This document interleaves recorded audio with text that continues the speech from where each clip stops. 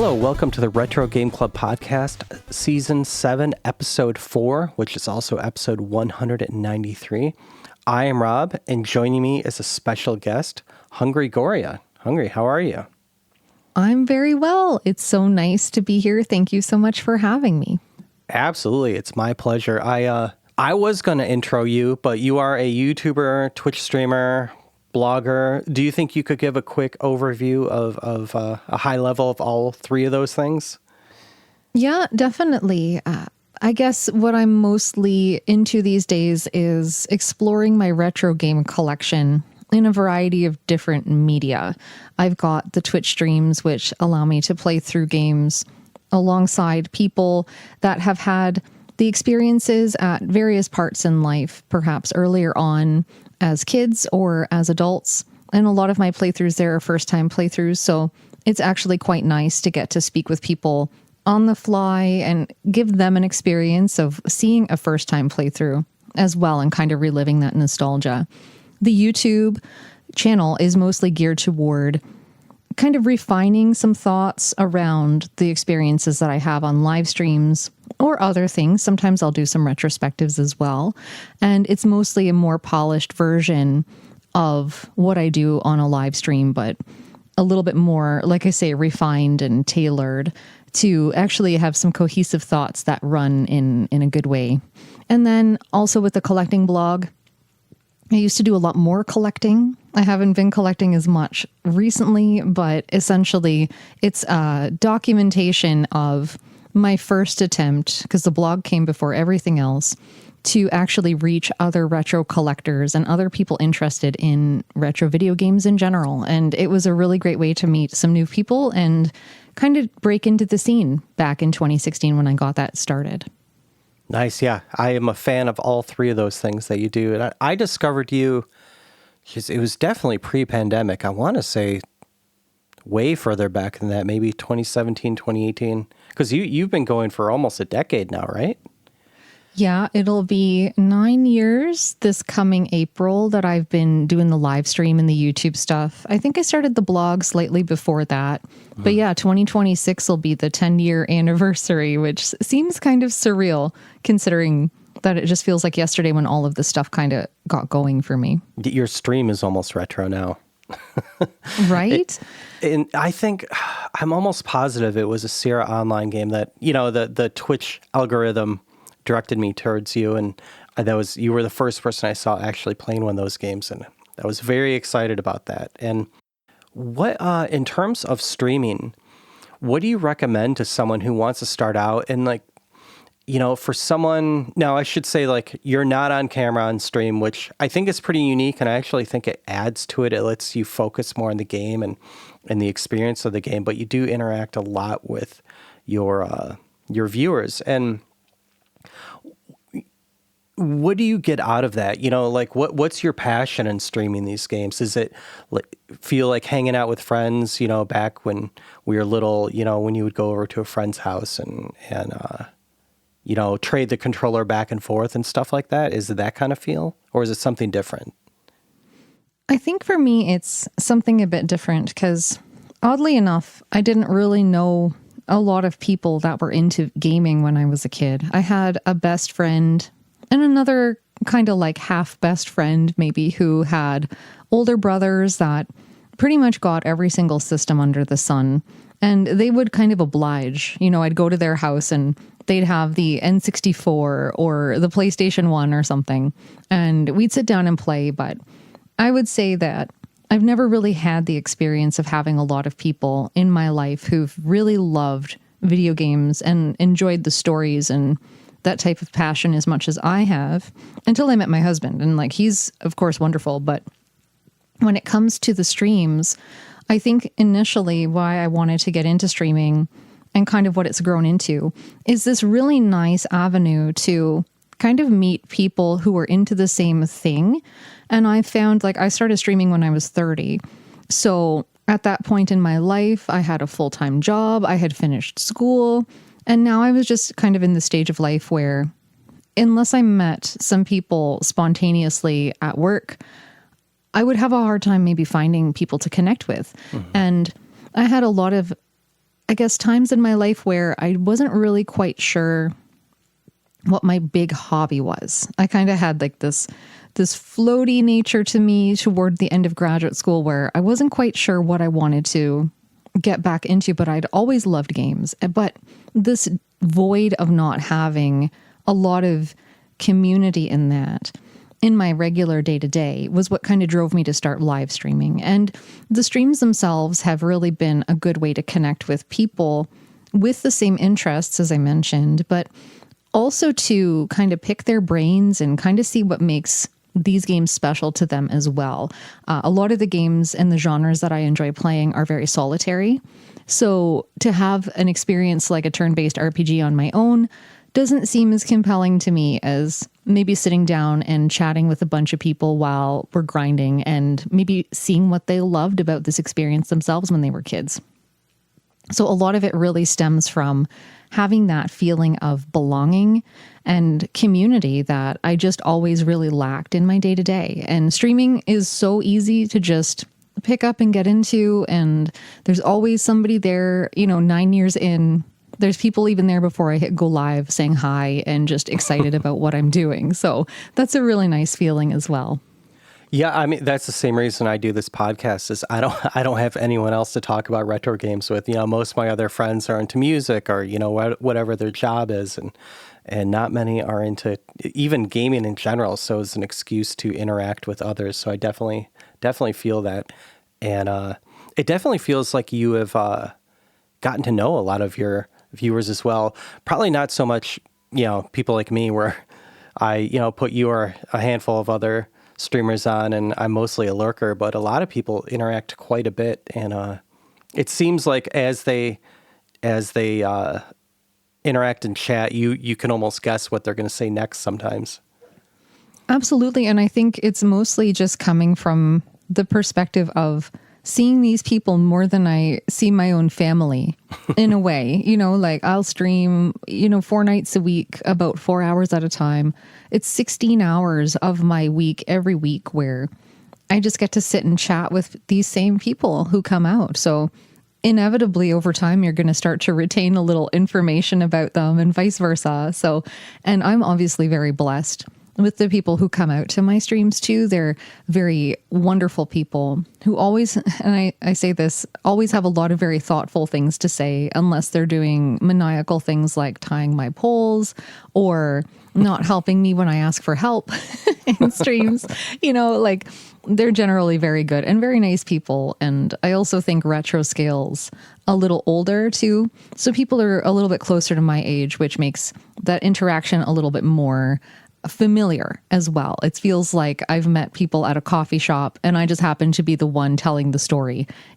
That's pretty much how streaming comes across to me. And you've actually made it onto the homepage of Twitch multiple times, right? Oh yeah, there were a couple of opportunities that I was able to take advantage of as a member of the Twitch Women's Guild.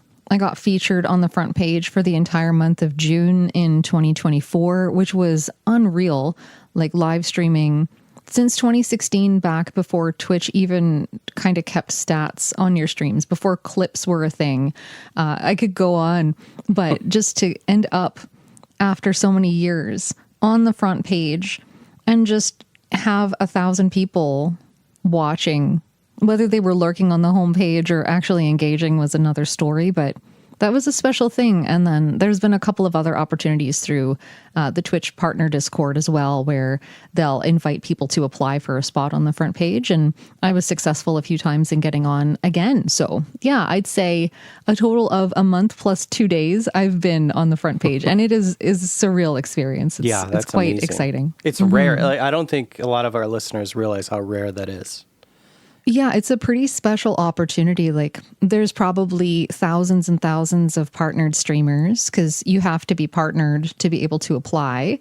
And then they'll only be able to pick as many people as they can fit into a month worth of slots every month. So I've been extremely lucky. I'm so grateful for having had those opportunities. Not so much because I do this for a job or anything, because it's really just a hobby, but I just really appreciate the opportunity to talk about retro and to get new eyes on old games because they're awesome and I'd love for more people to play them. What are you currently streaming now? I mean, I know, but for our listeners. Right now, I am playing through Alundra or Alundra. I don't know how to pronounce it. I'm sure that the pedants will come after me. But that is a cool game on the PlayStation 1 that both cripples my brain and also tickles it in a very interesting way. It's like a puzzle platformer where you play as a dream walker who can go into people's nightmares and try to save them from the clutches of death. That's the main thing I've been working on.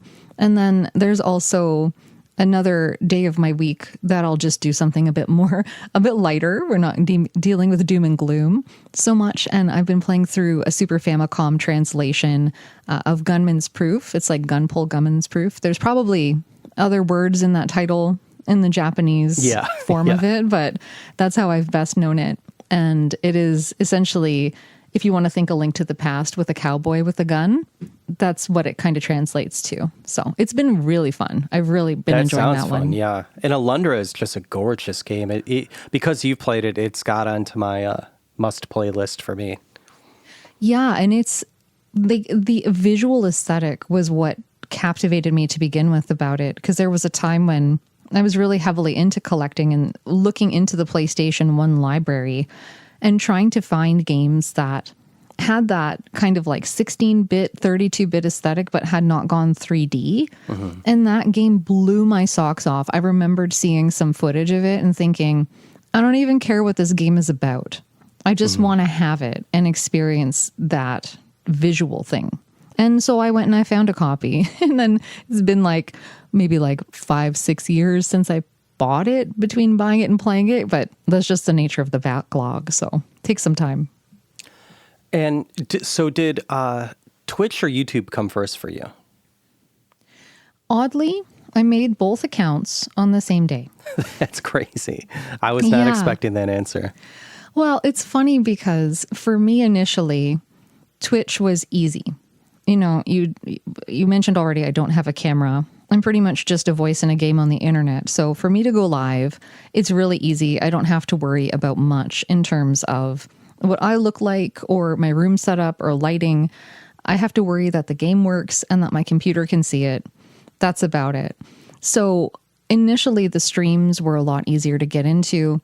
YouTube for me at first was a very different beast because I was mostly focusing on playthroughs of games, even without a mic, because I was really shy.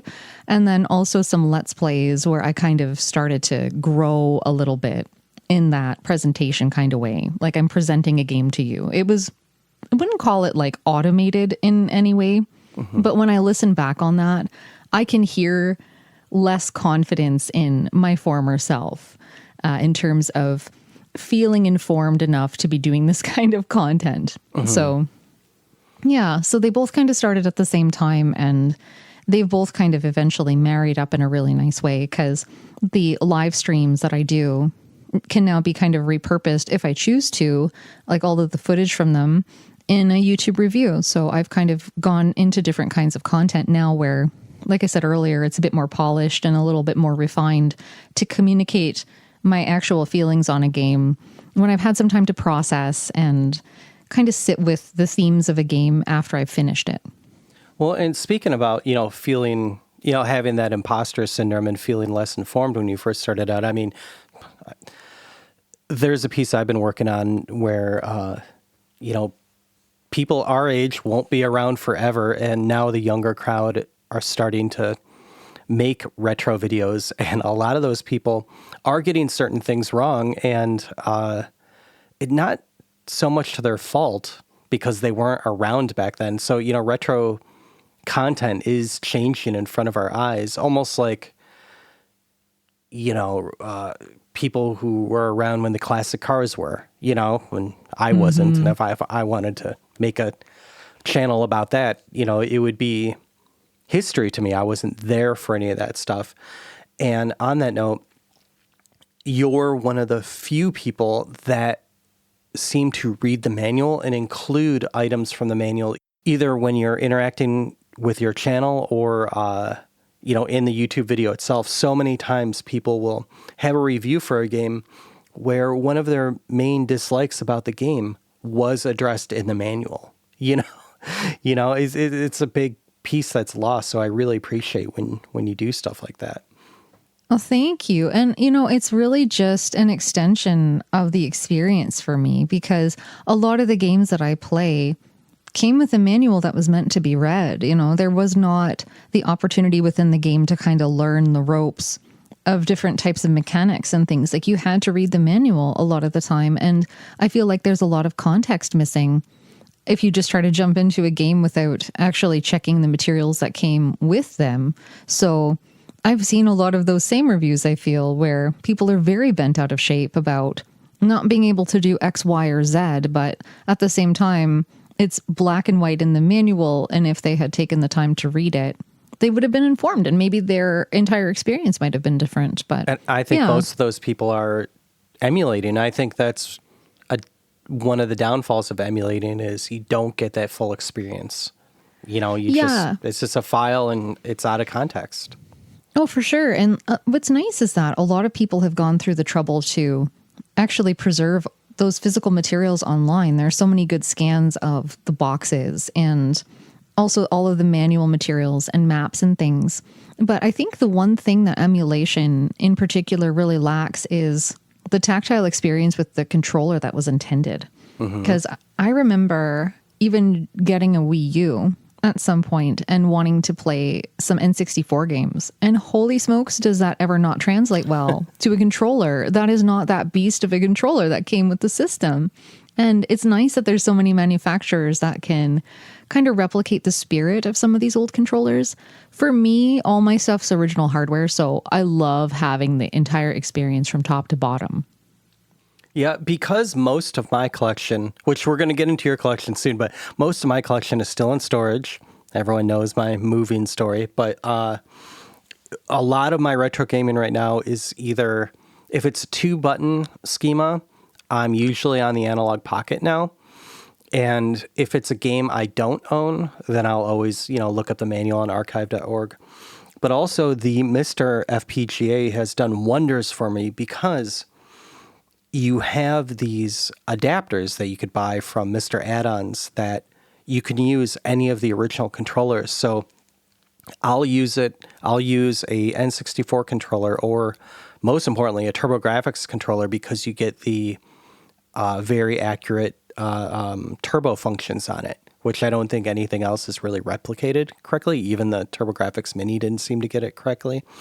And I'll plug in an original PlayStation 1 controller. And so that's often when I don't own a game, or if I just want to try something out, or, the TurboGrafx is just so easy to play on there. But so I own almost all of those. But yeah, that tactile experience has been, I think, most closely replicated from the Mister. And I think you've done one game with the Mister, if I'm correct, right? Or am I remembering wrong? No, I think you're almost correct there, because I think there's been a couple of streams. We played Indiana Jones and the Fate of Atlantis, because DOS is complicated. Yeah, they released a new DOS pack not too long ago that had some cool games on it. And then I recently played through Quest for Glory that way as well, the enhanced edition. And then I also did, I think it was a Commodore 64 variety stream where we just fiddled around with games from that, because I now have a Commodore 64, but I had purchased a multi-cart for it that apparently doesn't play well with whatever iteration of the Commodore that I own. So it can't actually load the games at all. For some reason, there's some kind of chip issue. I forget what the reason was, but we looked into it and spent a bunch of money, and I still have yet to contact the person who makes them to say, is there a workaround for this? Because I would really like to be able to put this thing to work. But yeah, those were the 3 times. We actually got the Mr. Cade, because my husband is very much into arcades, and he wanted to be able to play some arcade stuff on our stand-up. We have like a Midway generic cab that was converted to Mortal Kombat 3. We converted it again to NBA Jam, so we have the board, and my husband custom built a control panel for it and stuff that looks like we had some extra hardwood flooring, so He just kind of put that on there and did his controllers and stuff. But the Mr. FPGA has that JAMA connection, so he can get into his favorite games from childhood that he used to play at the bowling alley arcade. So he's been loving that. That's been mostly how we've used our Mister, apart from how we've used it on stream those couple of times. It's been mostly stuck in the Midway cabinet. And it's latency free, yeah. And like you said, on the proper controls, which is, you can't get that with, RetroPie or anything like that, only with the FPGA. And a little bit ago, you mentioned your variety streams, and sometimes you'll do unboxing or some of your collections. And I did want to mention those are some of my favorites. And I'm not recommending doing them more because I think they're some of my favorites because it's rare, like a special treat when you do that stuff. And how did you get into collecting, or is it just you just never stopped as a kid? Because your collection is pretty vast. It is a very vast collection. I think as a kid, I had an NES, a Genesis, and a Game Boy. And I had a couple of games for each system, birthdays, Christmases, you kind of get a few things. So I mostly stuck to the same games for a long time. And when I started working in my teenage years, I had this goal in my mind where I didn't want to spend my money. Like, I always saved my allowance. I didn't spend a lot. And this included games as well. Even when they were cheap back then, I maybe bought a few throughout childhood, like King's Quest V. I eventually picked up on NES, which I loved. There were a few others that I ran into back then. But it wasn't until I was maybe around 18 when I started perusing eBay and then finding a few titles that reminded me of childhood ones. Like, I bought Zelda 2 because I loved Zelda 1. I got Little Nemo the Dream Master because it reminded me of Adventure Island's cartridge artwork. I bought Adventure Island 1, which was one of the worst mistakes of my life because I hate that game with every fiber of my being. So I did a little bit of game collecting here and there throughout life, but what actually really got me snared was a friend of mine when I moved away for work. She had lent me a copy of Secret of Mana, and I remember I was very, very new to town. I was just getting started at a new job. I didn't really have a lot of time to sit down and play it. And it kind of sat in my house for a couple of months. And eventually she said, I'd like that game back. I said, okay, no problem. I'm really sorry. I haven't gotten around to it. So I gave it back. And I remember going online and looking it up and thinking, oh my God, this game is beautiful. What kind of game is this?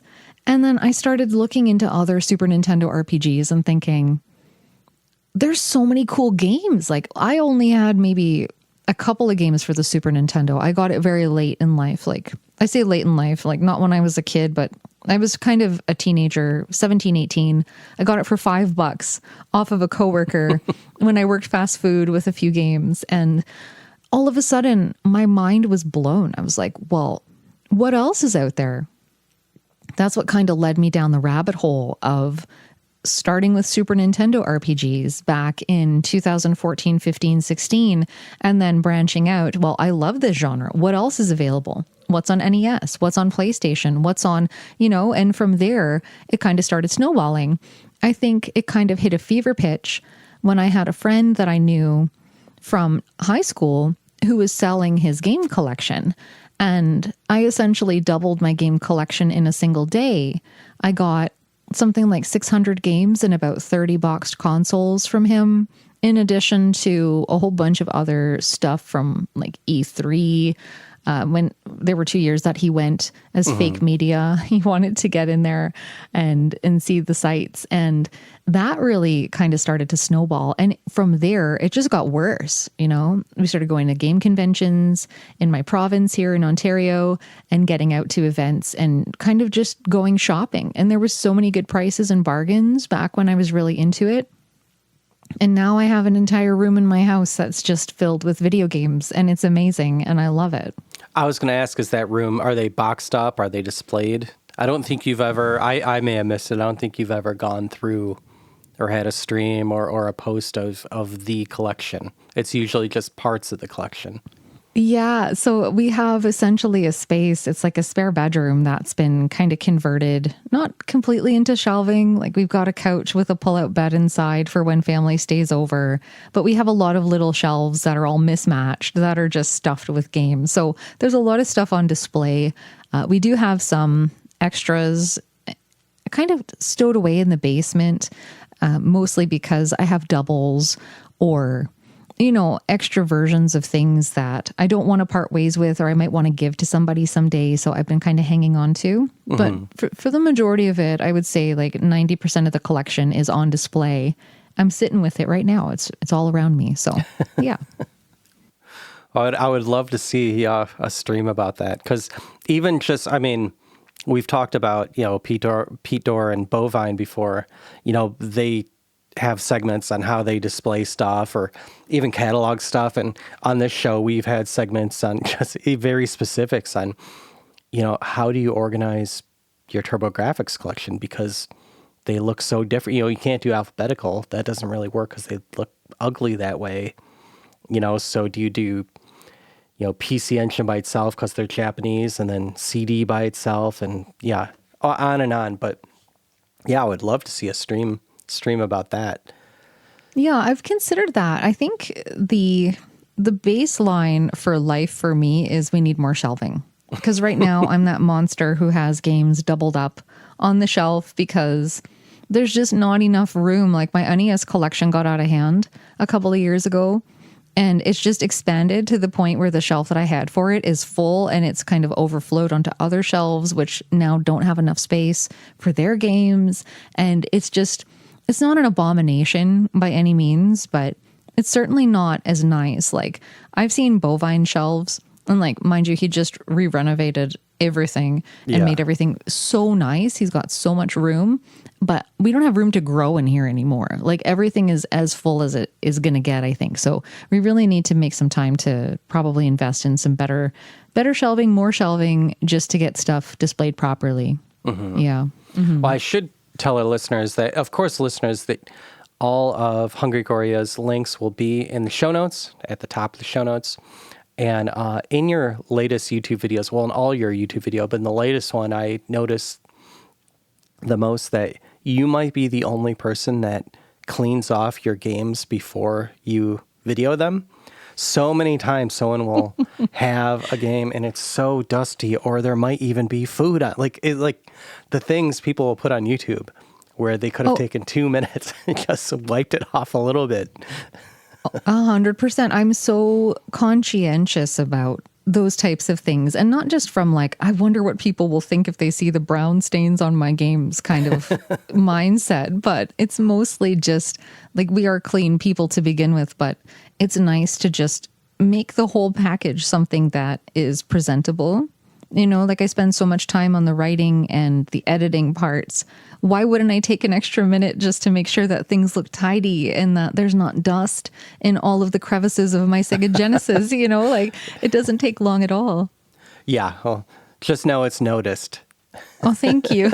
I'm so glad. My husband will be very happy to hear that, because he's usually the one who's like, we got to retake this picture. There's a smudge on this or something. Yeah. That's very funny. Yeah.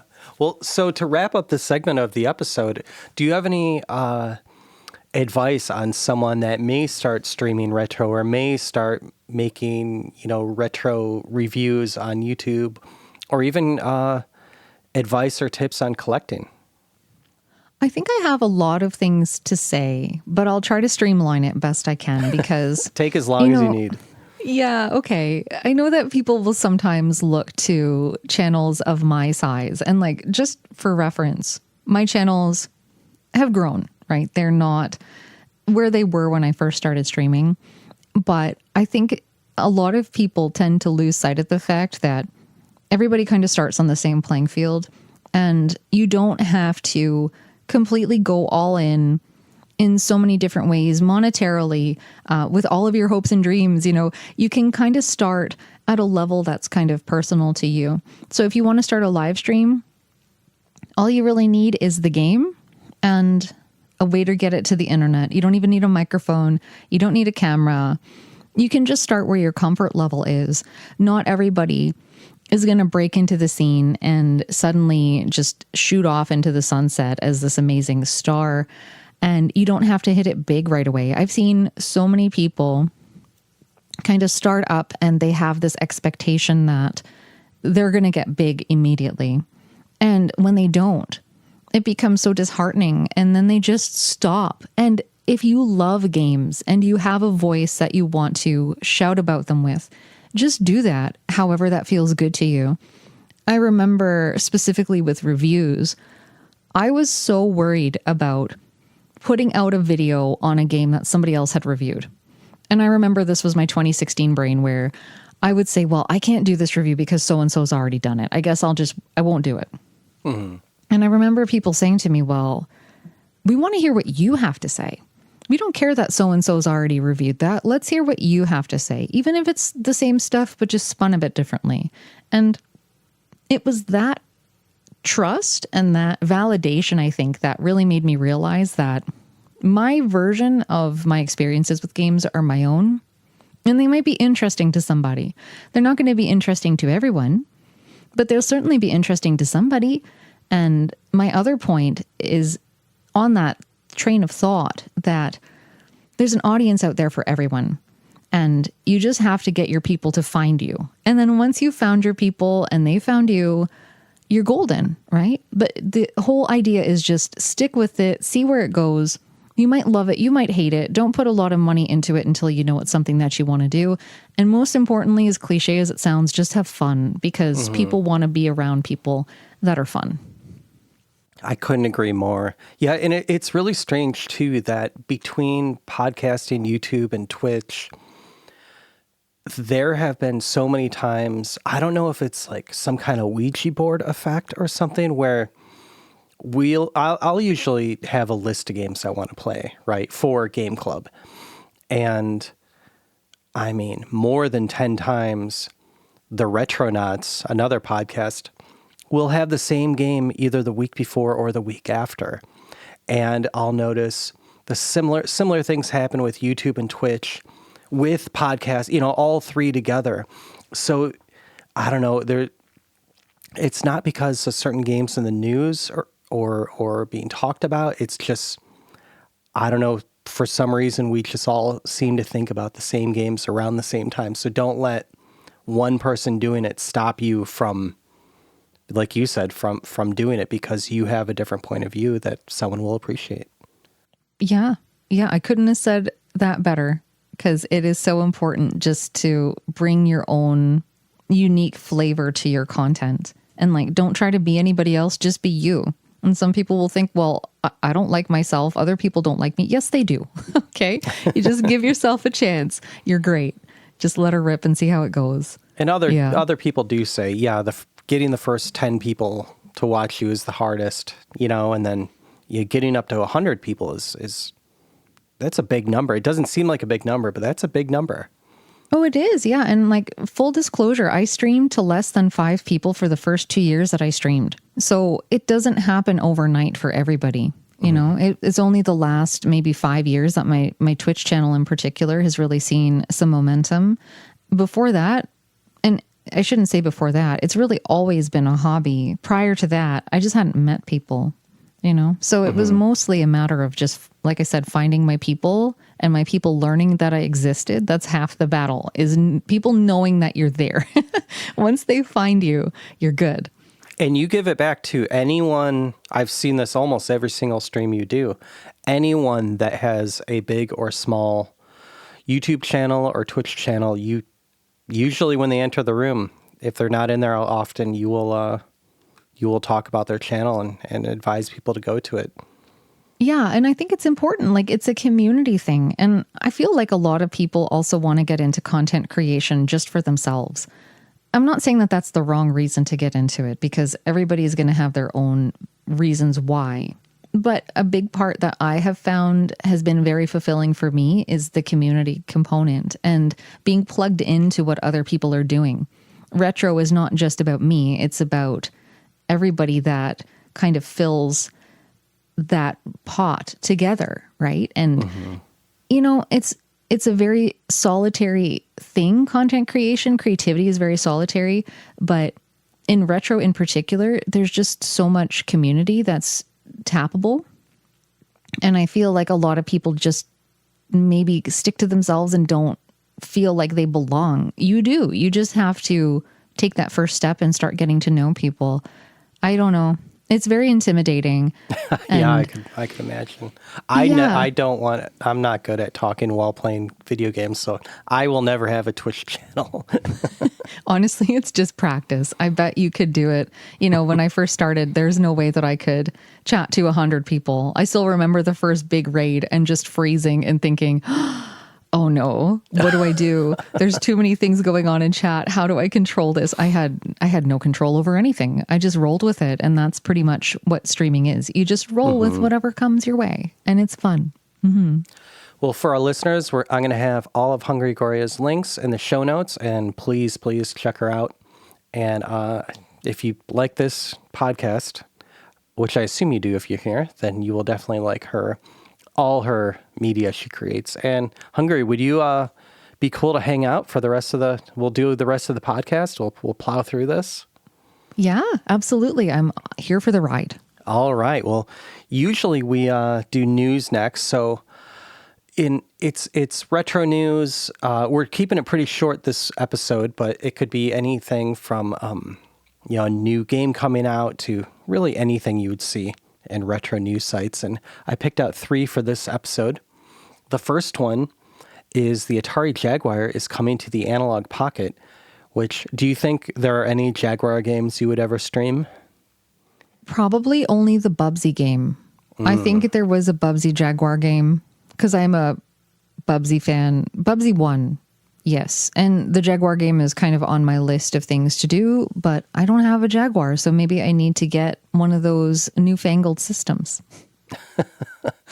Well, it seems like, you would need a Jaguar or the Myst to do this because, it has that strange controller. So playing this on the Analogue Pocket, I'm trying to read this article to see how they deal with that, because there is an Intellivision type, number pad on there. So I'll have to check that out and see how that works. Let's see, what else do we have here? Shinobi has been ported to the Neo Geo. And I don't know if you've seen this, Hungry, but it looks fantastic. It looks arcade perfect. I can't say that I've seen it. Is it ported to the Neo Geo MVS, AES, some other Neo Geo? So anything that will emulate it will play this port. So I don't think anyone's put it on a cart yet, but it does work with the Neo CD loader, which is one of those, EverDrive type things. Very cool. That's going to be really neat, actually. There needs to be more Neo Geo love out there. So I'm glad to see people working on it. Yeah, that's awesome. Exactly. I always thought, like, if I created my own retro game, so, the very recent former co-founder of this podcast, Hugh, who just retired from podcasting, is a Sega Genesis developer. And I always thought if I became a developer of anything, I'd probably go with the Neo Geo just because it seems like not a lot of people are doing it. Yeah, for sure. And let's see. And then just the last one I picked out was it's taken 36 years, but Amiga owners finally have a worthy OutRun port. And so I guess in the past, the OutRun port for Amiga was actually the Atari ST port, and it didn't use all the Amiga's bells and whistles. And if you look at the difference, it wasn't a very good port. I mean, on the Atari ST, you could tell it was really pushing it and really impressive, but this new port looks fantastic. It looks like it could be a, 32X game or something like that. That's so very fantastic. Neat. And I should mention your husband's been streaming driving games, so maybe this could be in the future. Yeah, I think he might need a break from Assetto Corsa eventually. So, and we can see if the wheel that we have will interface with this new incarnation of this game. That would be really cool. Yeah. Oh, do you want to name drop your husband's Twitch channel? Oh, he's just the opposite of me. He's just satiated Goriya. I named him. He didn't have a choice in the matter. I asked him what he wanted his screen name to be when we were kind of getting into online stuff, and he said nothing. So Yeah, he became satiated Goriya. Yeah. I do apologize for my very Midwest accent in your name. It's something us Midwesterners tend to pronounce everything differently. Oh, it's all good. I get constantly mistaken for being American and from the Midwest, I'm pretty sure. So we're probably both in the same basket there. Yeah. And let's see. So that is the quick news for this episode. And now we finally have the Game Club. So the first game in Game Club is Super Mario Brothers 3. If you're listening to this podcast, you know this game. Released in February 1990 in North America. And Hungry, I should mention, I don't know how much you've listened to this podcast, but we are not the come here for history and facts podcast. Like, assume everything we say is incorrect. It's mostly a memories and feelings podcast. And I love that. So for Super Mario Brothers 3, it's just like a book club. You don't really talk about the history of the author. You drink wine and barely talk about the game, the book, right? Mm-hmm. And so, yeah, when this was released, this was everything. It was everywhere. I have very, printed to my brain memories of seeing the yellow box for the first time. And I just remember holding it next to the blue Super Mario Brothers 2 box and just thought like, wow, they really thought this through, this contrast, and they look so perfect together. And the manual, speaking of manuals earlier, this is my favorite Nintendo era for their artwork. It's just so cartoony and comic booky, and I don't know, it just has its certain charm.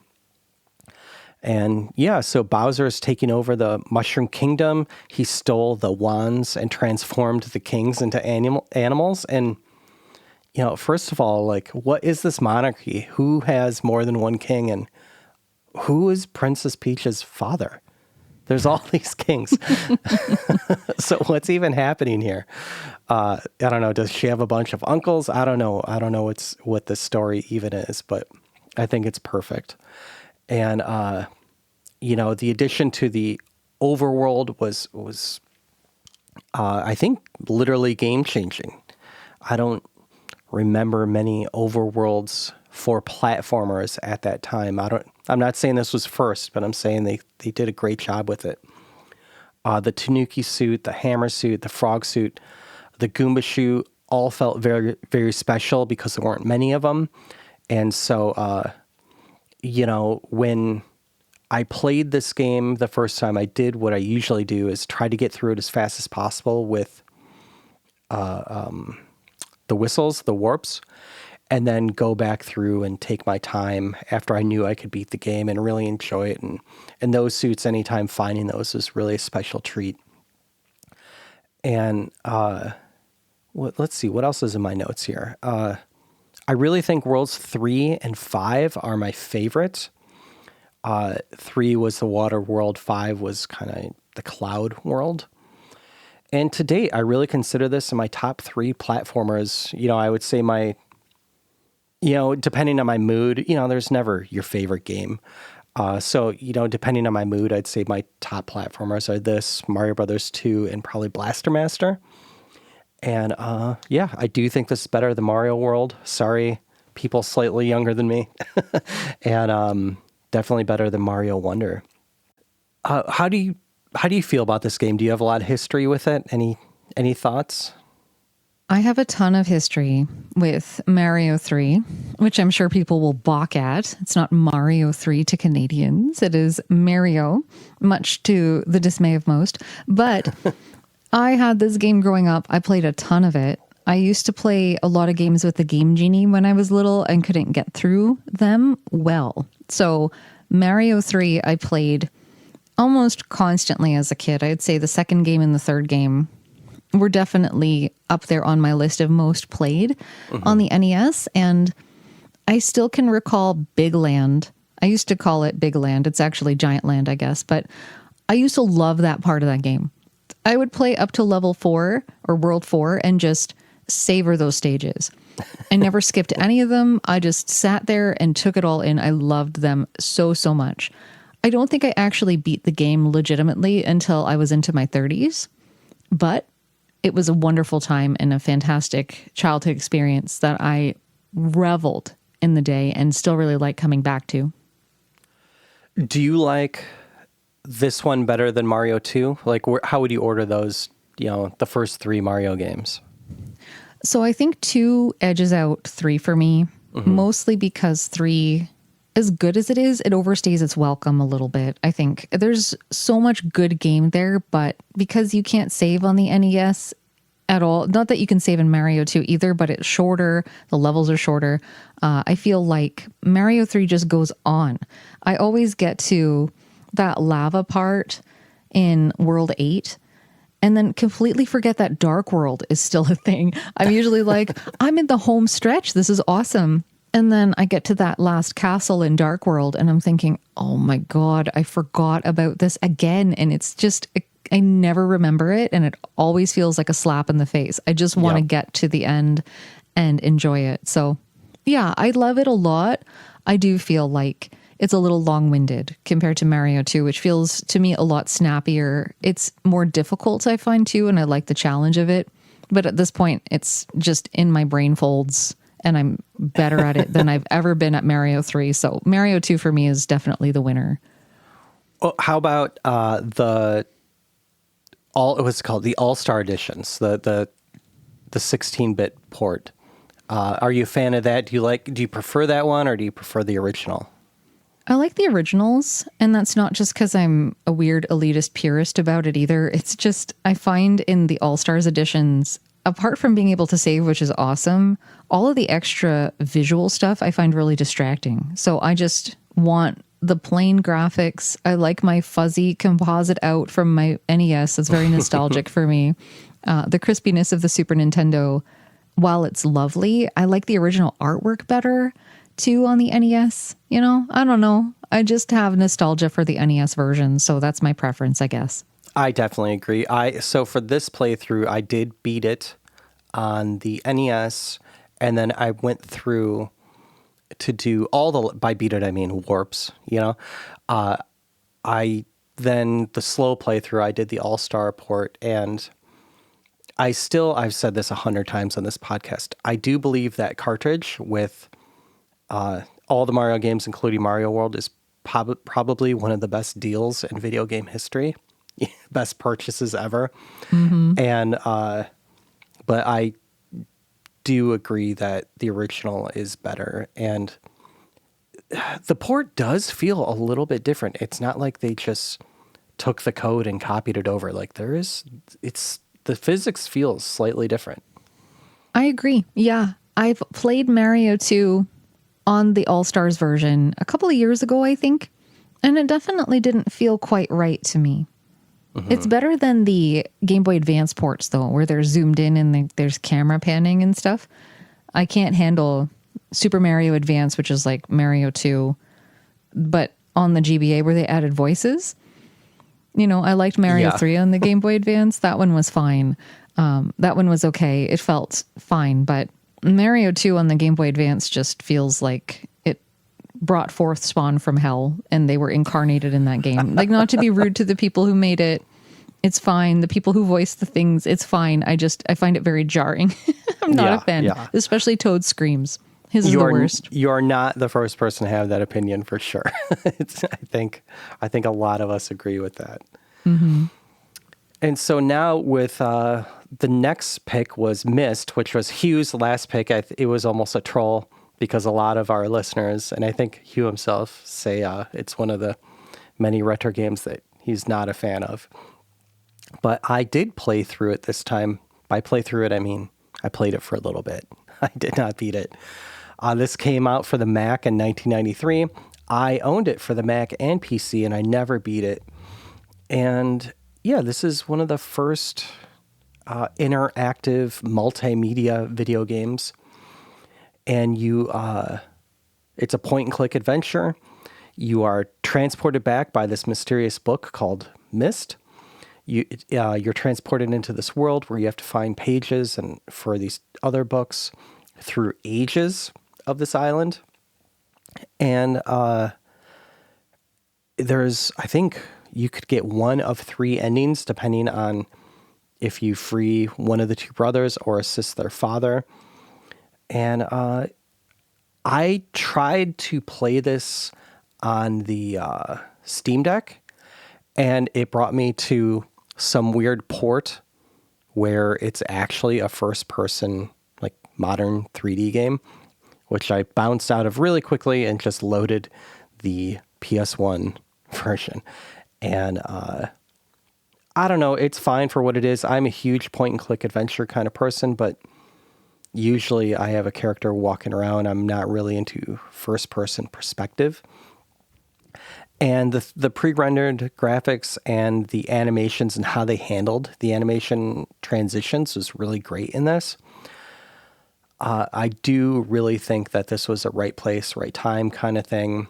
It was a showcase for your computer to make you feel like you didn't waste a bunch of money. And I really haven't checked out the sequels, so I don't know if those were any good, but just playing this game by itself, maybe this would have been a better book. I don't know. So what do you think about Myst? Do you have any history with this one? I've never played Myst myself, but I did have family who used to play it. And the only thing I remember about it is burned books and just like these charred novels in this one room. And I have these vague kind of wisps of memory of walking around in a swampy area on a path, just playing my siblings' save file and fiddling around with it and having no idea what to do, what had been done to get to that point. I love point and clicks as well, but there was something about Myst I feel that I missed, as a kid. But maybe if I came back to it as an adult, I might have a better appreciation for it. Back then, I wanted nothing to do with it. Yeah, I do not blame you. And so I would love for you to choose our next Game Club game. Unlike most episodes, this one, we're just going to have one Game Club game. This might go through this series of the podcast, having guest hosts. So what would you love our listeners to play? So I am a big fan of the Sega Master System, and I feel like that console does not get enough love. There's quite a few janky games on there, but you could say that for any system. But my choice would be one of my favorites, which is Psychic World, which is a platform game. And it is awesome, and I hope that you all enjoy it. It's not super long. It's got a cool backstory where you essentially play as a girl who was working in a lab with her sister. Her sister gets kidnapped by monsters, and then the lab head decides to send you out on a rescue mission by giving you a headset that gives you powers. They call them ESP powers, but you essentially gain a whole bunch of different abilities that you can use to get through the stages. And it's really cool. I love it. And I've been wanting to shout its name from the rooftops for a long while. The Master System version is different from the Game Gear version and the MSX version. So they're all kind of the same idea, but their levels are different and they're structured a bit differently. So the Master System version is my favorite. So that's what I would suggest. Excellent. Psychic World. All right. I got this in the show notes. Everyone, please play it and send in your listener feedback about it. And we do have some listener feedback this episode. If you care to join us, the email is email@retrogameclub.net. That is email@retrogameclub.net. We also have our socials up there, which Zach takes care of. Thank you, Zach. And one email this episode from Majors commenting on Hugh's personal feelings on gift giving. If I remember right, it was the thing where he was bought gifts, like he already bought everything he wanted, so no need for that. But he feels that's why it's great to have an Amazon wish list. And he recommends his loved ones to get him sweaters or shirts since they have more fashion sense than him. Hugh had a comment on the 7800 Plus controller. That I think it was that the stick at the top was kind of wonky. Majors points out that he feels like that was what the EU got in their 7800s back in the 80s, and that a lot of people actually back then preferred that over the US release. And wondering if possibly that's a nostalgia thing, but for Hugh not to like that one. But hopefully we hear from him and find out. And talking about podcast topics, we were talking about not needing a large audience and not caring about stats and stuff like that. And yeah, that really is the way to go. And as for commercializing, if we ever wanted a Patreon or ads or anything like that, it doesn't annoy Major too much and just thinks of it like watching free TV. You know, it's supplemented somehow, but doesn't want a podcast to be beholden to, you know, its advertisers or anything like that. And then our social media question of the week on how we approach open world games. He doesn't do many open world games like Elden Ring or GTA 5, but likes the side quests and optional exploring areas. Always attempt them until he gets bored, then continues on to the main story. He doesn't platinum any games. And let's see what else. Recently, while playing RoboCop, I think that's the latest RoboCop game, that there was a side mission where he had to save a cat from a burning building. That's, yeah, you got to save all the animals always. And then a few social media answers to that question: how do you approach open world games? And Jimmy from the Pie Factory podcast writes in saying recently he played GTA 5 with the LSPD FR mod and just explored around. And apparently that mod gives photorealistic environments and maps. And it was just a wonder walking through that, and more than actually doing any of the quests. And then ODHD writes in saying, when the game will let him, he tends to unlock the entire map first.